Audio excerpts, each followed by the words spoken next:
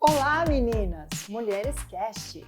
Eu sou Simone Rossini, apresentadora aqui do canal, e hoje eu tenho para vocês uma entrevista incrível com Daniel Moura. Daniel Moura, ele é pastor, terapeuta comportamental. Ele tem mais uma especialidade que ele vai explicar para vocês. Essa é uma entrevista que vai falar sobre a religiosidade, casamento e as vítimas de narcisista. Olá, Daniel, tudo bem? Olá, Simone, tudo bem? Prazer estar com você aqui. O prazer é todo nosso. Nós estávamos, né, meninas, esperando um pastor que viesse aqui nos defender, né? Contra os casamentos que as mulheres estão sendo abusadas, maltratadas. Então eu quero que você fale pra gente. Primeira coisa, eu queria saber, como é essa sua especialidade de logoterapia? Logoterapia é um sistema de apoio psicológico, uma metodologia de apoio psicológico, que hoje é considerada uma das melhores metodologias de apoio psicológico, que ajuda o paciente a entender o sentido de tudo aquilo que ele viveu e principalmente o sentido da vida. Certo. Ela foi criada pelo psiquiatra Viktor Frankl, que passou por 4 campos de concentração e é o autor do livro Sentido, A Busca do Sentido. Sei. E tem ajudado muitas pessoas, logoterapia. Puxa, que bacana, né? Então, porque a gente precisa mesmo de um pastor, né, gente, bem atualizado, sabendo como está a realidade nossa hoje, que antigamente a mulher tinha que ser Amélia, né? A mulher de verdade. Sim. Passava por tudo e tinha que ficar quieta. E essas mulheres morriam mais cedo, essas mulheres adoeciam, essas mulheres criavam filhos num lar desajustado. Me fala, como que você resolveu ir para esse lado? Porque, não sei se você concorda comigo, para um pastor é complicado você falar para uma pessoa que ela pode separar. Como que é isso? Bom, primeiro foi a experiência terapêutica dentro da igreja. Então, mais de 20 anos dentro do ministério pastoral e atendendo casais e principalmente mulheres, eu fui entendendo o papel da mulher no contexto evangélico. Principalmente quando havia um conflito e o homem traía. Então, o apoio ao homem que traiu era praticamente incondicional. Mas essa mulher traída, ela ficava com a responsabilidade do perdoar e restaurar o casamento e mais, restaurar o marido. Aquela história que a mulher tem que ser sábia. A mulher sábia edifica a sua casa, mas o sábia, para a maioria das igrejas, é a mulher aguentar o homem gritar, trair, né? E xingar, não ajudar nada, não ajudar a criar filho, não ajudar nada em casa. A mulher, sabe, tá ali estressada e ele não tem que fazer nada. Sim. E foi justamente dentro desse contexto, na igreja, no atendimento cristão ali, que eu percebi a necessidade de ampliar o meu trabalho para apoiar mulheres vítimas de abuso, principalmente dentro do contexto cristão e evangélico. Certo. E aí você... como que é para o pastor? Eu estou curiosa. Como que é para um pastor quando a mulher chega e fala assim, pastor, ele aqui com você, ele é uma pessoa maravilhosa, ele é amigo de todo mundo, ele parece ser uma pessoa... Só que na minha casa, eu de vez em quando tomo um safanão, né? Ele joga as coisas na parede, ele dá murro, ele quebra prato. O que você... Como que você vai falar? Pastor, conta para nós, como que é isso? Então, isso é bem difícil, porque a igreja ela já possui um manual de comportamento religioso para os seus membros. Então, se você acompanha esse manual, você vai lidar com aquela situação dentro dos padrões bíblicos, literais, que infelizmente não é a melhor maneira de lidar com aquela situação. Tá? E quando você lida de uma forma real, dentro de um mundo real, você acaba sendo um tanto mal interpretado. Porque como é que um pastor orienta uma mulher que está sendo abusada ao divórcio? Então, é isso que eu penso, assim, é difícil, não é? É muito difícil, mas o que nós precisamos é contextualizar tudo o que está acontecendo e precisamos entender que abuso, independente de onde ele está acontecendo, é sempre abuso. Tá. Se é na igreja, é abuso. Se é no trabalho, está acontecendo, é abuso. Se é em qualquer outra religião, abuso é sempre abuso. Então, por que eu preciso lidar com abuso dentro do contexto da minha fé? Abuso, a gente lida dentro do contexto da lei. É isso que eu ia falar, porque assim, ó, se uma mulher, por exemplo, ela é evangélica, ela está na igreja, né? E o chefe dela, sei lá, deu um empurrão nela.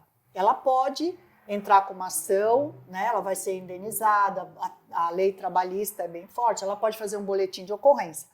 Mas se o marido dela fez a mesma coisa, para a igreja, com o marido, ela tem que passar pano nesse marido, né? Sim. Então, assim, pela Bíblia, quando ela fala assim, mas o pastor falou que o que Deus uniu, o homem não separa. Como que eu posso ajudar essa mulher que está com religiosidade?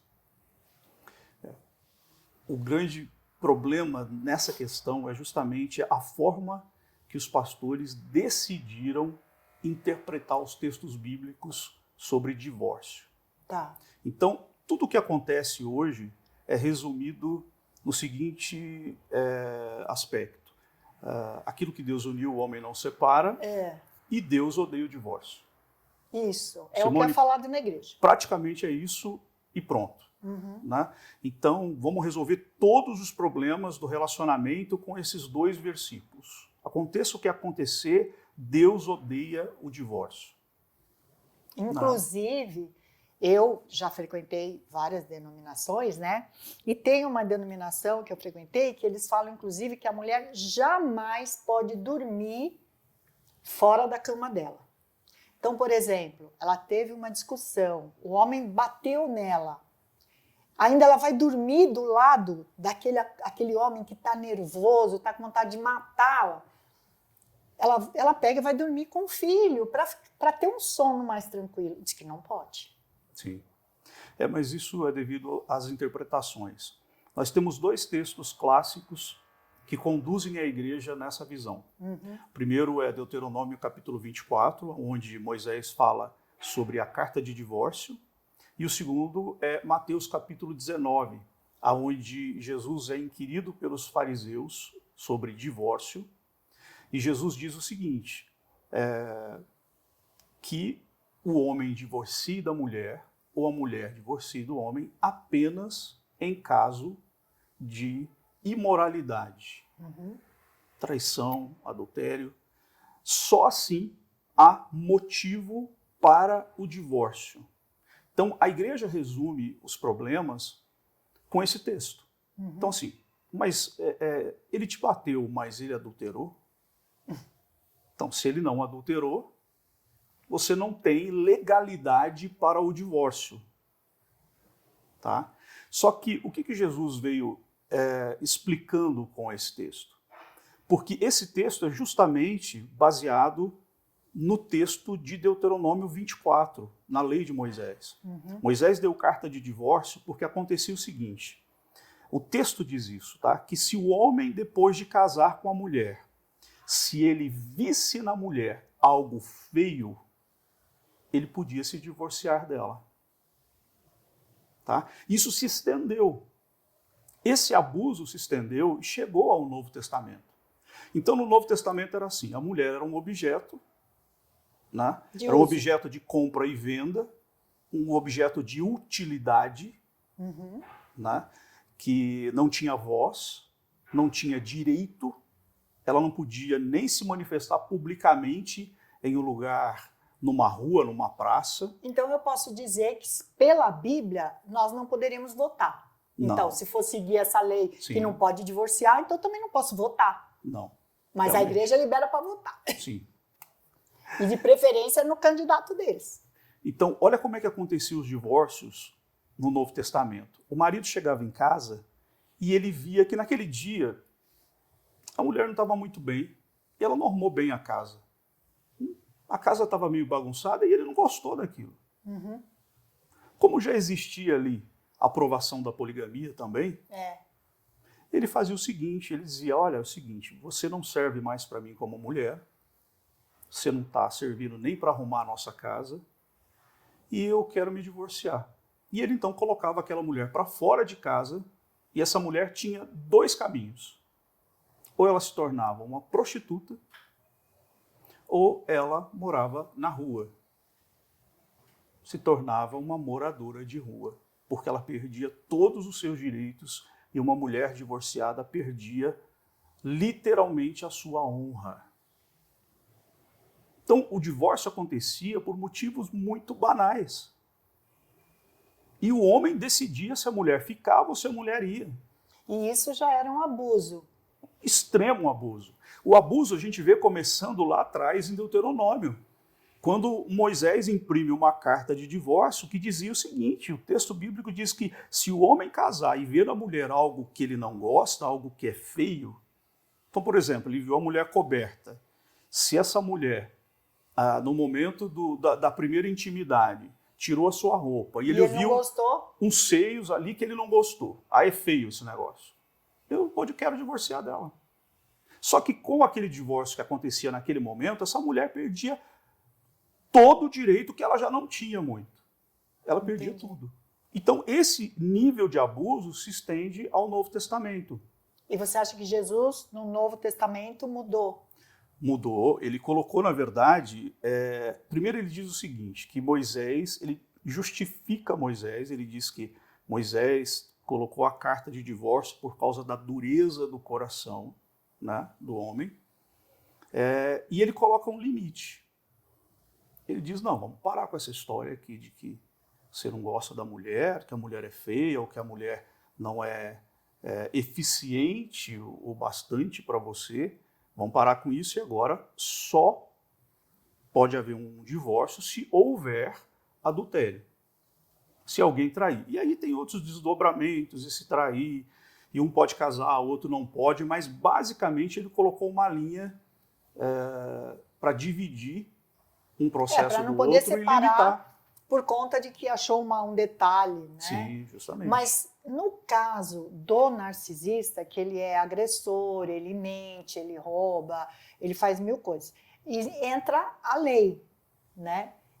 Mas a Bíblia também fala que nós devemos viver conforme a lei do nosso governo, né? Sim. Então, se a lei fala que você apanhou, é crime, você tem que denunciar, então a Bíblia ela apoia eu fazer a denúncia. Sim. Porque tem muita mulher que não denuncia o marido porque acha assim, não, eu sou crente, eu não vou denunciar meu marido. Não, ela precisa denunciar até para estar fazendo a coisa certa, né, pastor? Sim. Eu acho que o código que define toda essa conversa é a palavra submissão para a mulher. Como é que a igreja interpreta submissão, né? Então, submissão na igreja evangélica coloca o homem aqui e a mulher aqui. Entendeu? Os dois não estão no mesmo patamar. Não, de jeito nenhum. A mulher está aqui embaixo. Então, o homem tem que olhar para a mulher e o homem define sobre as atitudes da mulher. A mulher submissa, ela obedece o seu marido. Então, é claro que isso dentro de um processo de abuso, você vai ter para o homem apoio, decisão e para a mulher aceitação. Então o homem decide o que vai acontecer e a mulher só aceita. Então a gente tem aqui uma complexidade de gênero. Porque se você está dentro de uma instituição que vê um indivíduo diferente do outro, vê o preto diferente do branco, o hétero homem diferente do hétero mulher, você tem uma enorme complexidade até na decisão da doutrina dessa igreja, da teologia Sim. dessa igreja. Né? Então, é por isso que, quando um casal ele vai recorrer à lei, a igreja apoia o marido, mas não apoia a mulher. E a mulher fica de que forma? Ela fica completamente refém. Porque ela já é refém de um sistema, onde a gente tem um sistema brasileiro, onde o homem ganha mais que a mulher, o homem tem mais privilégios do que a mulher. Ela fica refém de um sistema evangélico, onde o homem, mesmo estando errado, ele sempre tem razão. A gente vê isso na figura do pastor na igreja, né? Onde o pastor geralmente é o que decide tudo, né? E a mulher também está ali do lado, tendo que concordar na posição de aceitação. E isso se reflete, lógico, nos conflitos e nos casamentos. Mas eu acho assim, ó, quando eu converso assim com as mulheres, essa história do homem, você falou da submissão e tal, mas é para um relacionamento saudável, né? Onde um homem, ele vai tratar a mulher dele com muito amor, com carinho. Se ele vê que ela está sobrecarregada, ele vai ajudar, né? Se ele está nervoso, ele vai dar uma volta, vai pescar, entendeu? Ele não vai descontar nela, né? Eu acho que... Então, assim, eu poderia dizer que quando ela casou com um narcisista, um psicopata, não foi Deus que uniu? Eu poderia usar isso? Você acha que Deus une uma mulher?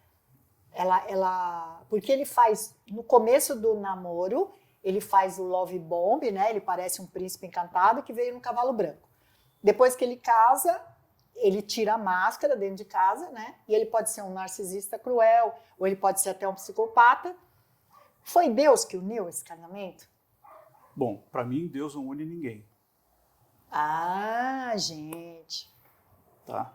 Para mim, a união, ela é uma decisão do livre-arbítrio. Completamente livre de cada pessoa. Mas de onde saiu esse negócio que Deus uniu, o homem não separa? Tá na Bíblia, é isso? Tá. Isso está em Gênesis, no capítulo 2, onde o próprio Deus fala que o homem vai se unir à sua mulher e que Deus uniu, o homem não separa. Tá? Mas aí nós precisamos pensar em muitas coisas. O que é Deus unir? O que é a visão daquilo que é divino? O que é divino? Divino é um relacionamento de respeito, um relacionamento de amor, uma parceria saudável onde Deus está no centro. Isso é o que Deus uniu. Tá. Então isso não deve ser dissolvido por um motivo banal. Entendi. Tá? Agora, como é que eu posso afirmar, como acontece em muitas igrejas pentecostais e neopentecostais, que o casamento acontece por profecia, por revelação, que Deus uniu um narcisista a uma mulher empata, por exemplo. Né? Como é que eu vou afirmar uma coisa dessa e vou dizer que se Deus uniu porque foi falado em palavra profética, bom, se existe um relacionamento abusivo ali, com certeza não foi Deus que uniu. É isso que eu penso. Se a mulher está sofrendo, está sendo maltratada, né? Não foi Deus que uniu. Foi uma coisa que ela escolheu, enganada. Sim. Até porque a mulher atrai esse tipo de homem. São mulheres que tiveram um lar desajustado, tiveram algum problema na infância, né? Ela é mais carente. Então, assim, eu não vejo isso ter a ver com Deus. Não, eu quero que esse homem cruel vá maltratar esta mulher, sabe? Assim, Sim. como se Deus castigasse. Porque isso não é casamento, isso é castigo, né? Sim.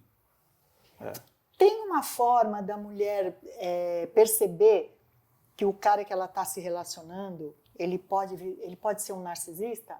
Tem como... Então, a gente tem dois contextos aí. Porque quando a gente fala de mulher evangélica, isso tudo fica muito mais difícil. Tá? Porque o narcisista, ele tem muitas máscaras, muitas formas de operação. Né? Então, dentro de um relacionamento, ele usa basicamente a máscara do ser bonzinho no início do relacionamento. Né? Ele faz o love bombing e faz todo aquele bombardeio de amor com a mulher. Só que a mulher, ela ainda tem um problema aí, que é verificar o comportamento desse homem dentro do contexto religioso. Porque dentro do contexto religioso, geralmente o narcisista faz um love bombing constante. Porque dentro do contexto religioso, ele é o cara. Eu conheço narcisista que dentro da igreja o pastor adora ele. Sim. Porque ele é um cara que ele tem, como que a gente fala, né? Aquela pessoa que está sempre pronta a ajudar. Ele é o rei do carisma. Isso. Ele é o rei do carisma, ele é o melhor puxa-saco que o pastor tem. Sim. Então fica difícil para o pastor pensar assim, será que esse homem, ele é assim em casa? Será que ela está falando a verdade? O narcisista coloca o caráter da mulher em dúvida diante dos seus líderes religiosos. Primeiro porque ele é extremamente manipulador. E ele lê muito bem as pessoas ao redor dele, principalmente os seus líderes, patrões, ele lê muito bem. Então ele sabe qual máscara ele vai usar com aquela pessoa para manipular aquela pessoa. Eu quero usar esse gancho para fazer um alerta para você, mulher. Como o pastor está dizendo, né? O narcisista, ele manipula. E eu quero te dar uma dica. Quando você for comprar um imóvel, você que está sonhando em ter o seu imóvel, está procurando um apartamento, uma casa, você quer o sonho da casa própria, né? Eu quero te dar uma dica do Rossini. Ele é um corretor, ele não é abusivo, ele não é narcisista, ele é um empata, um homem que respeita a mulher, ele é um profissional gabaritado, ele tem muitos anos no mercado, tem aproximação com construtoras, ele trabalha com alto padrão e ele pode te orientar, ele pode te achar um imóvel, ele vai saber te dar toda a orientação sem manipulação, você pode confiar na honestidade. Então, a gente vai colocar o telefone dele aqui, em algum lugar aqui da tela, você vai encontrar o WhatsApp dele para você entrar em contato e fazer um negócio sem intermediário, diretamente com a construtora. E aí você que achava assim, eu não consigo, ele vai dar um jeito para que você consiga realizar o seu sonho da casa própria. Essa é uma dica de ouro que eu recomendo para você.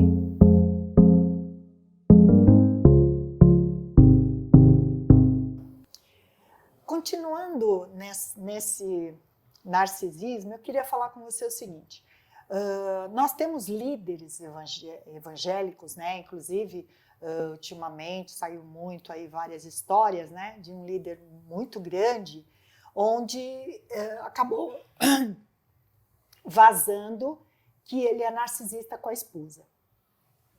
O narcisista, ele não reconhece, né, que ele faz esse tipo de coisa. E como que faz, né? Porque ele é quando o cara se torna um pastor assim, né, ele ascende, quando ele é um narcisista, ele manipula os fiéis, né? E aí, já pensou, ele põe todos os fiéis contra essa mulher? Como você vê isso, essa gravidade assim? A gente tem que pensar aqui. O prejuízo de lidar com o narcisista dentro de um relacionamento é tão grande, é tão imenso, porque ser narcisista é ter um transtorno de personalidade. Ele não é doente, né? Não, ele não é um doente, ele tem uma personalidade que vê a vida e vê as relações de uma forma distorcida. Então, o estrago que um narcisista faz na vida de uma pessoa é muito grande. Agora, imagina o estrago de um líder narcisista. Nossa! Que consegue manipular uma igreja inteira. Uma multidão. Uma multidão de pessoas. Consegue tirar daquelas pessoas todo o suprimento que ele precisa. Manipula na base do uso e do descarte. Porque eu vou te usar enquanto você é importante para mim. Você tem suprimento, eu estou te usando. Você questionou qualquer coisa, você não está me agradando em alguma coisa, ele vai para o descarte. Você está fora.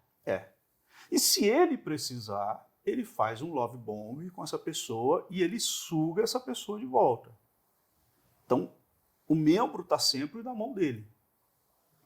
E aí você tem o problema do transtorno de personalidade num líder religioso, você tem o machismo dentro desse contexto, que é o que a gente comentou no primeiro bloco, onde a mulher é minorizada dentro desse processo, mas aí nós precisamos lembrar que, se é um líder religioso, todo o resto é minorizado diante do olhar desse narcisista. Ele sempre vai ser, ele vai estar, né? Ele é o Deus, Sim. né? E as outras pessoas são minorias e elas, não importa que elas estão passando fome e eu moro numa cobertura, né? Sim. Que eu conheço líderes religiosos que moram em cobertura de 10 milhões de reais e a igreja dele, as pessoas mal têm dinheiro para comprar arroz e feijão. Sim.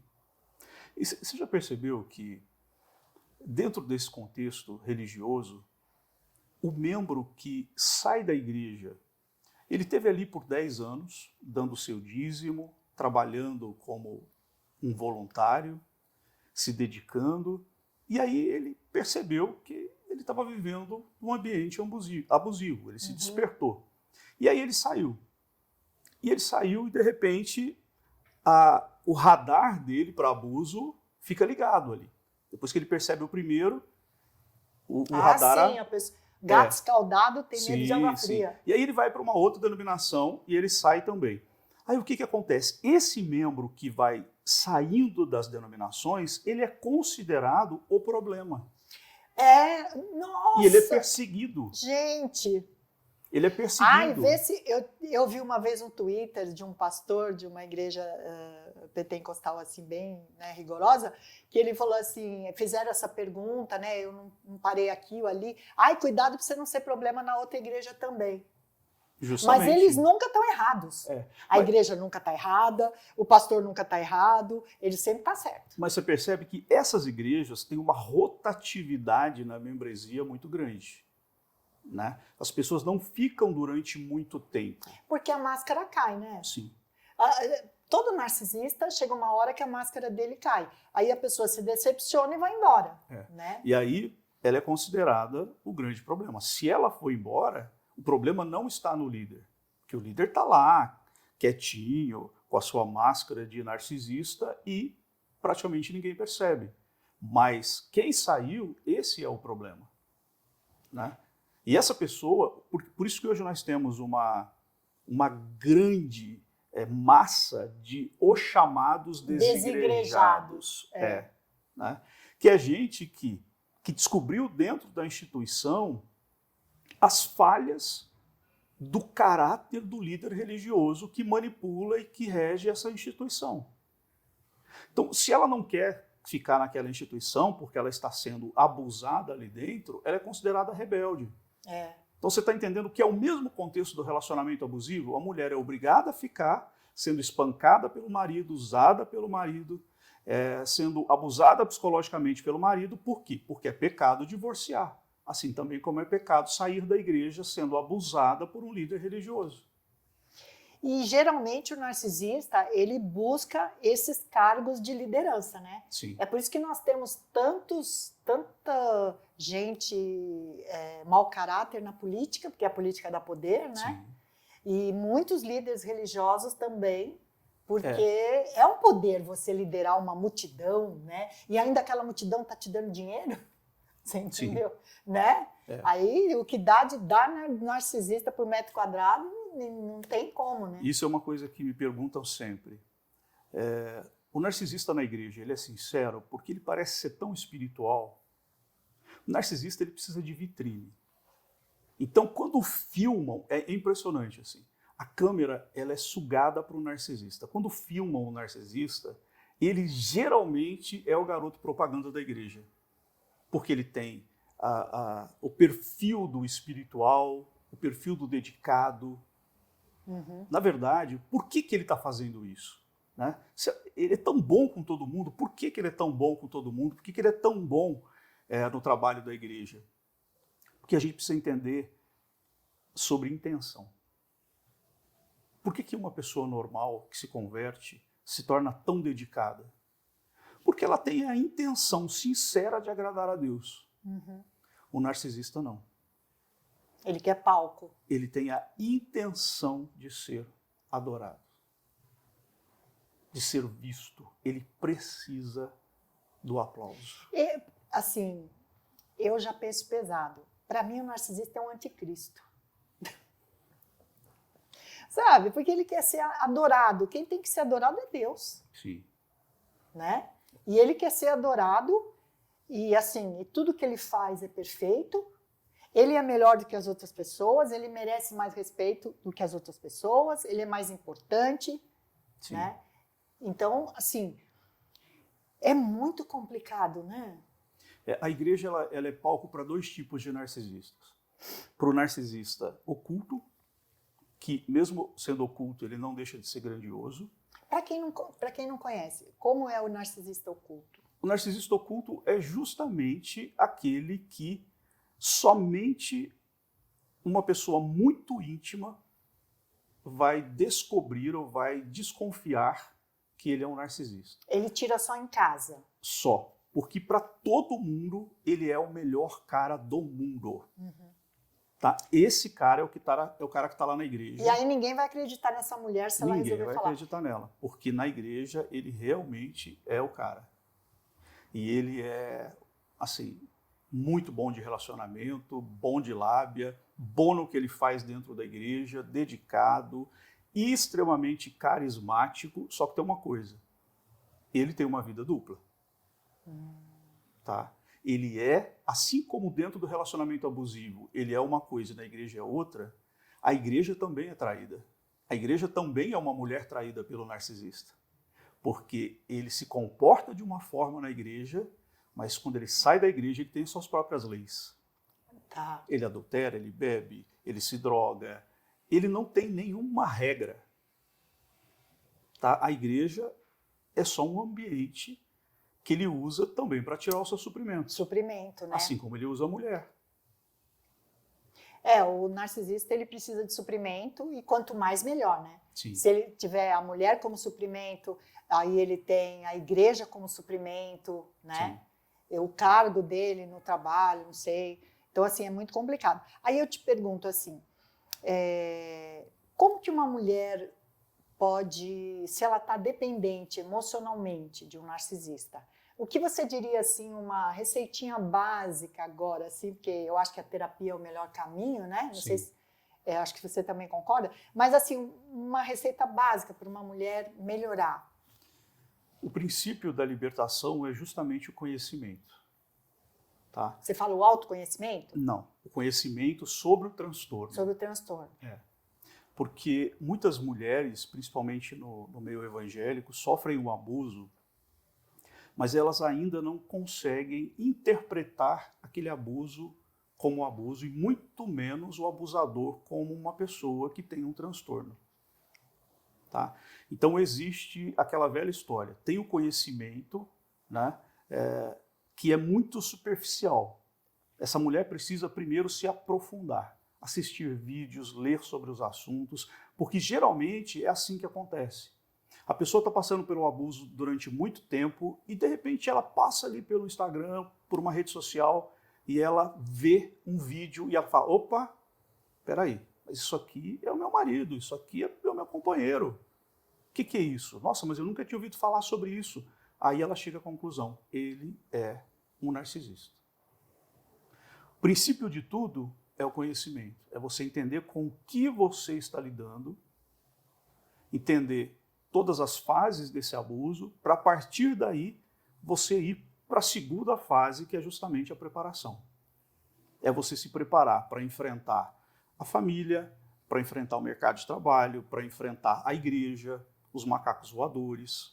Às vezes, eu já vi casos que o narcisista, ele compra a mãe ou o pai da esposa para tê-los do lado dele, né? Sim. Então, se ele colocou a mãe e o pai numa casa, deu um carro, né? Aí os pais não ficam do lado dela para separar, para não perder a boa vida, né? Sim.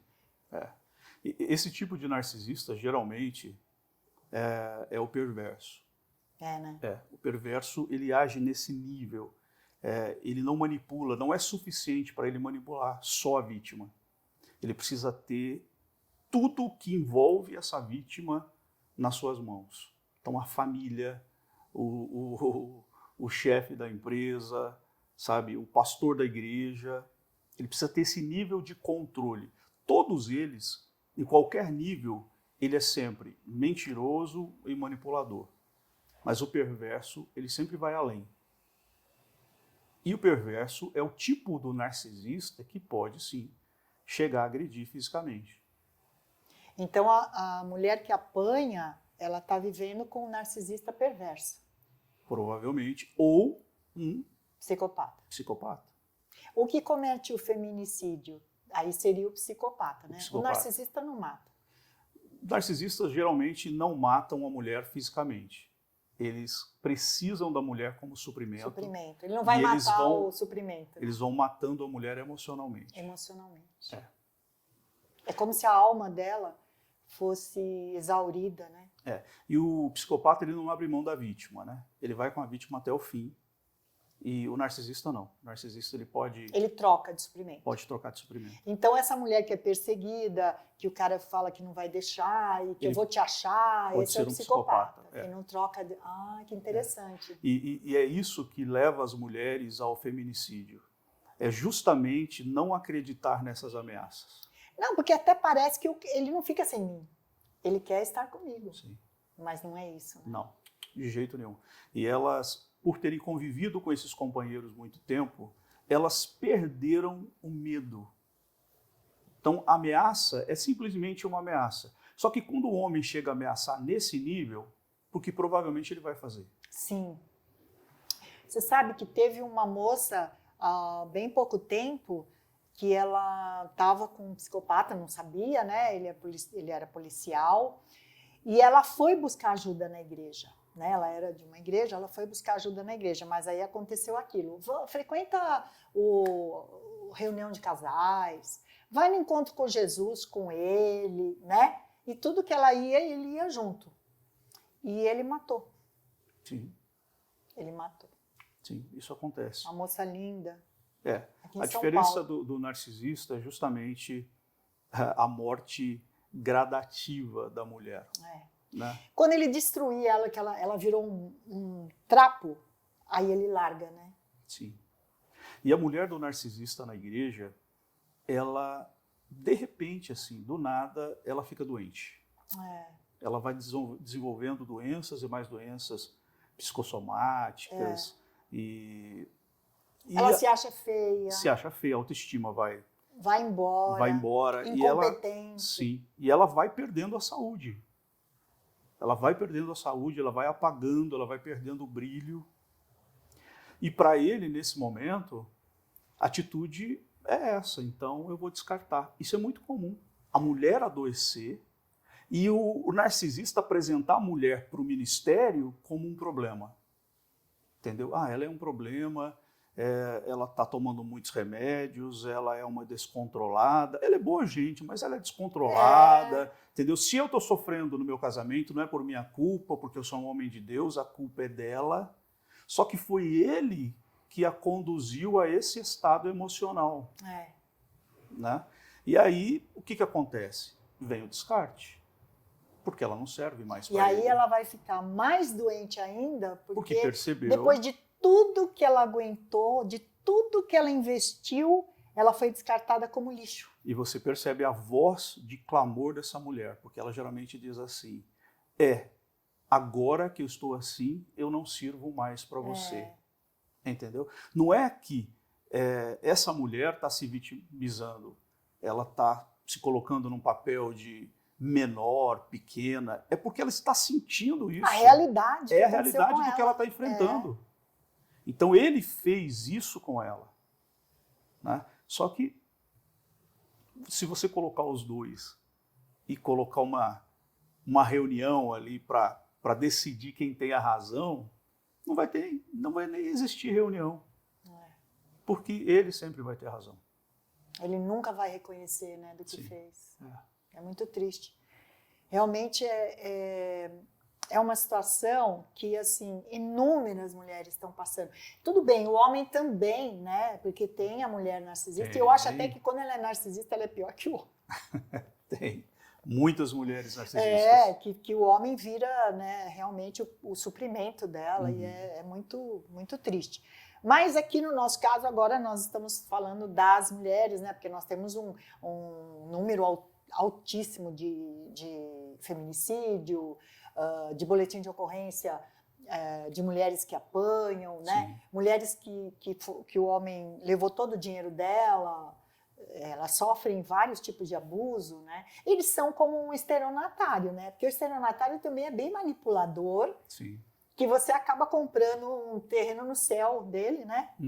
E paga direitinho ali, sim, e sim. acha que comprou mesmo. Né? Eles se estendem por todas as áreas de manipulação, inclusive área sexual. Né? Narcisistas são extremamente abusadores sexuais. Né? Muitos deles são estupradores de suas esposas. De suas esposas, nossa. Eu vejo até eles assim, eu não sei se eu tenho meus...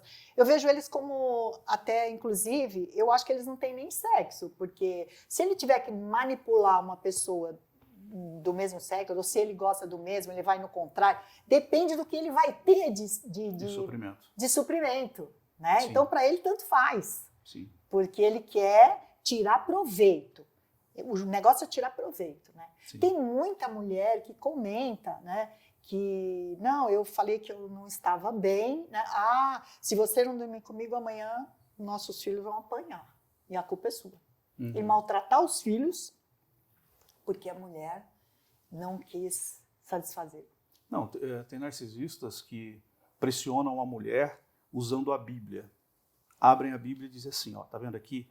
Se você não fizer sexo anal comigo, você está em pecado e você vai fechar as portas da graça sobre a nossa vida. Senhor. Então ela é obrigada a fazer. Mas isso está na Bíblia? E a ser machucada. Ele coloca o contexto da submissão. Que o corpo da mulher pertence ao marido.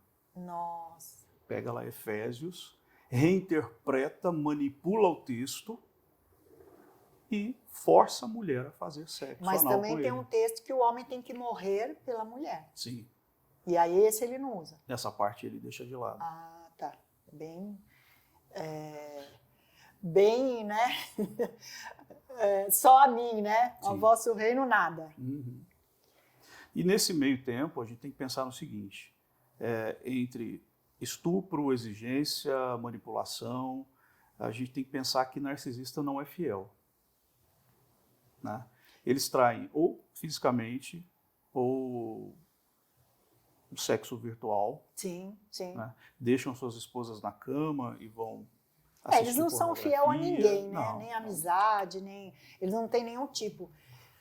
Nossa, essa nossa conversa, assim, nossa, excelente, nós precisamos fazer isso mais vezes, o nosso tempo está curto, mas eu queria que você falasse como você faz atendimento, me fala o seu Instagram, como que a gente pode entrar em contato com você para o atendimento, para acolhimento? Sim, eu faço atendimentos hoje online, tá? Meu Instagram é @prdaniel_moura e eu estou à disposição, principalmente de vítimas, né?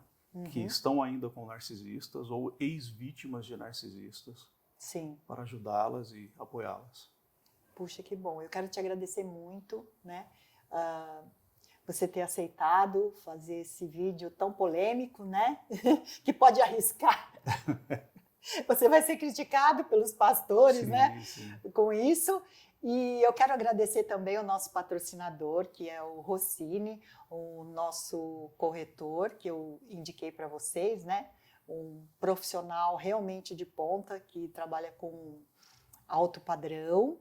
Inclusive, tem um lançamento agora, que é o Gravura, que fica na Rua Emberê, aqui nas Perdizes. É um empreendimento de 4 dormitórios, 2 suítes. Ele tem lazer elevado, com piscina de borda infinita. Você na piscina, vendo a cidade. É um empreendimento maravilhoso, você vai estar a 350 metros do metrô Vila Madalena. Olha o que vai valorizar esse imóvel. É tipo você fazer uma poupança para o resto da sua vida e morar realmente no alto padrão, num bairro muito charmoso. Perdizes é uma delícia, é um bairro lindo, maravilhoso. Eu quero me despedir e nós vamos colocar aqui na tela para você o meu Instagram do pastor Daniel Moura, para que você possa nos fazer contato, qualquer coisa que você precisar, estamos com você. Mulheres Cast fica por aqui.